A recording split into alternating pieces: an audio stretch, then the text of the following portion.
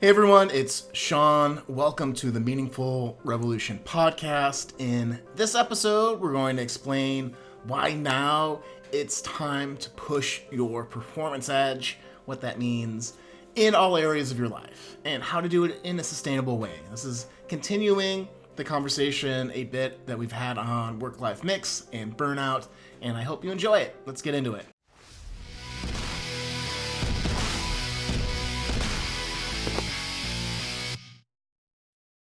Your performance edge is your success. It's your ability to systemically grow, improve, learn, and progress. And it's also another word for resilience. It's resilience for the setbacks, the failures, mistakes, uncomfortable things you have to do in order to perform, to be your best self. In essence, your performance edge is your resilience to keep on your mission, your purpose, your aspirations. Now, most people, when they come into my coaching practice, they're struggling with resilience in some way, shape, or form. And the interesting thing is, this lack of fortitude shows up as self doubt, as overwhelm, as exhaustion, as, and I quote, laziness, and so on. And at the end of the day, that performance edge or your ability to stay on mission in spite of the world around you is what's going to help you get through. So, most people, when they're not performing, it's usually these reasons that I just listed, self doubt, overall exhaustion, and laziness, are excuses for why they're not pushing through. But in reality, it's all about how we don't connect with the reason why we should push through, to grow, to progress, to chase after our dreams and ambitions. And why is that? Sometimes we're pushing on the wrong things that don't make a difference to us, right? It's busy work. It's knocking stuff off of the to-do list, but it's not working on the things that matter to us. It's not working on our meaningful revolutions, as we have titled this podcast. Sometimes we get caught up in our ego and we think we should be at a different place in our lives in this particular moment, or that we are special and should just have stuff handed to us sometimes. And sometimes it's just from exhaustion of doing too many things without feeling progress or without feeling support. So to hone our performance edge, we need to drive forward in a sustainable, joyful way that helps us make progress. And so that's what we're going to talk about today. And I want to talk about personally my first job as a software engineer. It took me a couple of months to really get into dreading going into work. I'd wake up, and maybe you've related to this. Maybe you've had a job where you wake up and you're like, I don't want to do this. The whole fiber of your being, like, no way. And so I would wake up, dread getting out of bed, dread doing the morning thing, throw on my pot of coffee, put that in a giant mug, get in my car, commute, and think about how much I was stressed out, how much I had to do, and just not enough time, and how much I hated the fact I didn't feel like I had control over my tasks or how my day was going to go. I would get to work and then stuff would come up, just normal. Like, hey, we need somebody to help fix this. We need someone to fight this fire. I think, man, I really hate my job because I can't do the work that I've agreed to do. And ultimately, what that does to you psychologically is you start to really question your sanity, because it's like, why do I show up and choose to do this thing that I really hate with everything, right? And that's a good question. And that question got me thinking, like, how could I show up differently and just try to eliminate some of this extra stress and overwhelm from really working on something that I didn't really love. It was showing up in my work where I stopped. It was really hard. It took a lot of energy for me to engage and do great work. And that really was killing me too. So something definitely needed to change. I discovered is what I would do for a while is anytime I had this kind of repeating mantra of I hate my job, I hate my job, I hate my job, I'd pull out a journal and write it until my hand cramped, right? I started to think, what if I switch this a little bit and started writing, I don't love my job yet. And so anytime I found myself in that zone, I try to take 5 minutes to write, I don't love my job yet. I don't love my job yet. I don't love my job yet. And what that gave me was two things, right? First, it shifted my brain from an emotional response into a problem solving response where I'm like, if I don't love my job yet, then I should be writing down the things I don't like. And I should be thinking about what do I actually want in this job, right?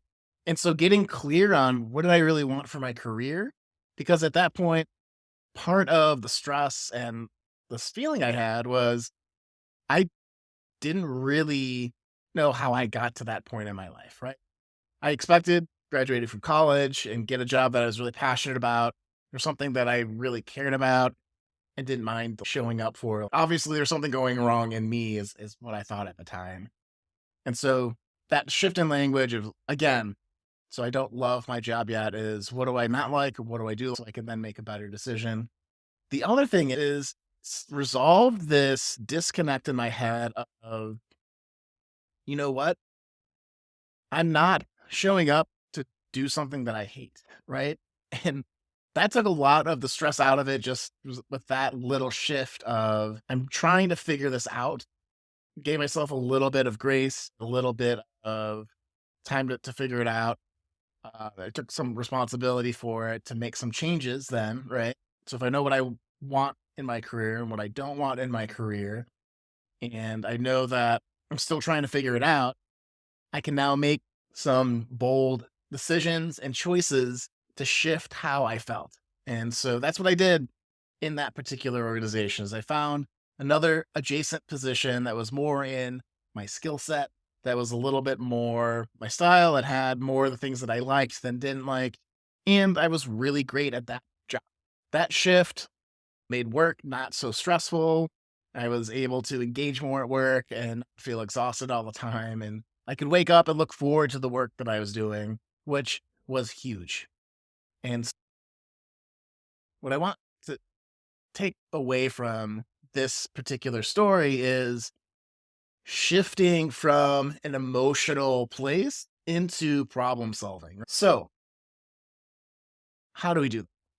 I'm a high performance coach. So, what I'm going to do is I'm going to outline what high performance is and isn't, and then talk about four of the things that show up or showed up when you are really struggling with finding that performance edge, finding that resilience.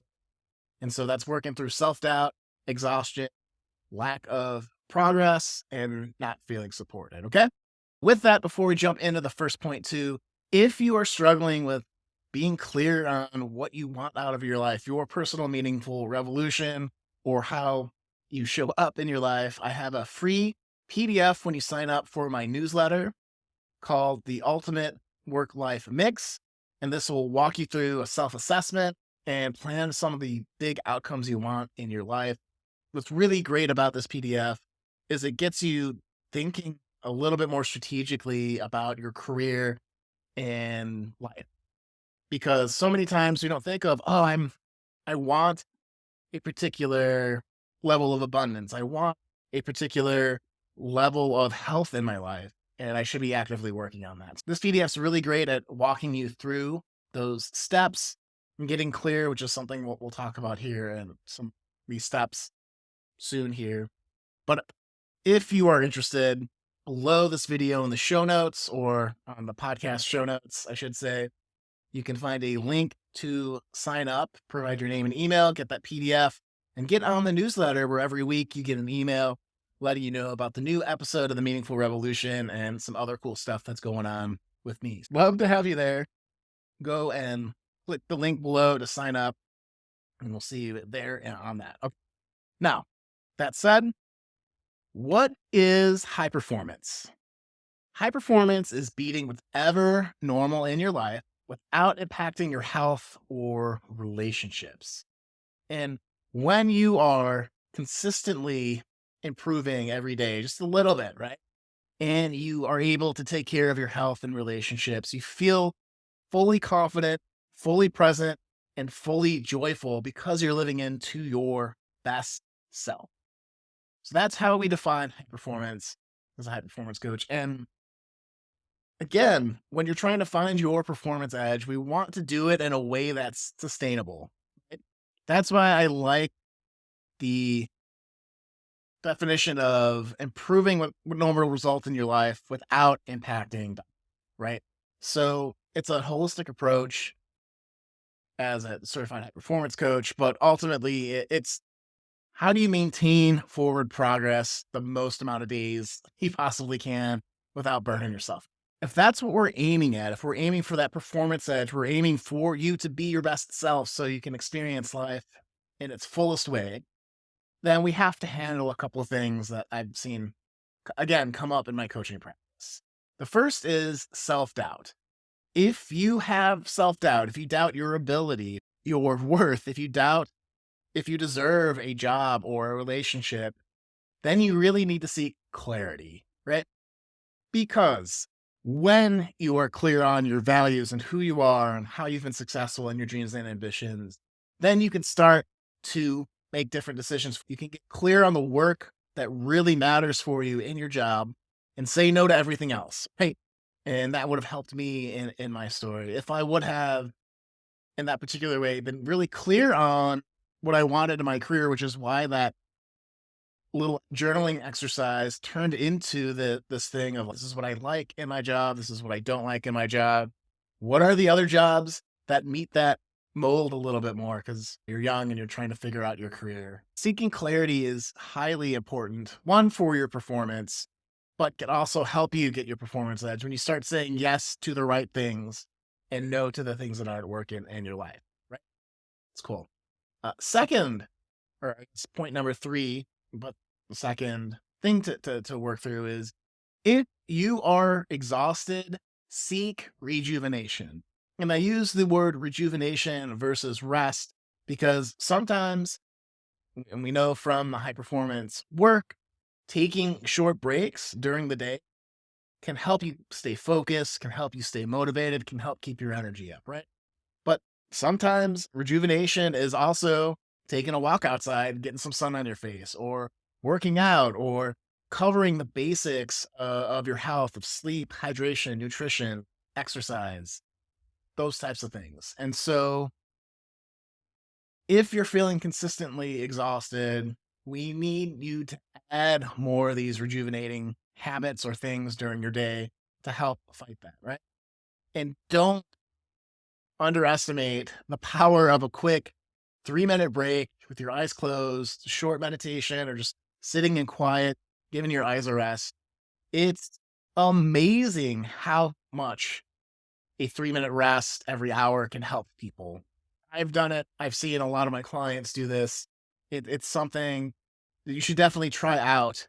If today or tomorrow, your next workday, you're out there and you have a lot of work planned, plan 5-minute breaks every hour if you can to use the bathroom, do the bio break stuff, but do something that'll help you rejuvenate.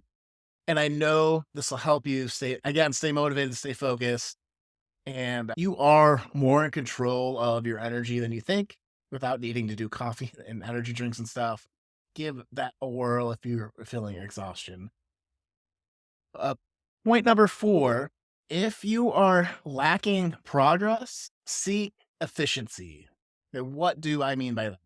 It means make sure that you, could do the Tim Ferriss thing, the 80-20 rule, where you think the 20% of the work that I'm doing is giving me 80% of the results. What if you got really focused on that 20% that drove all those results in your life and discarded everything else? Right.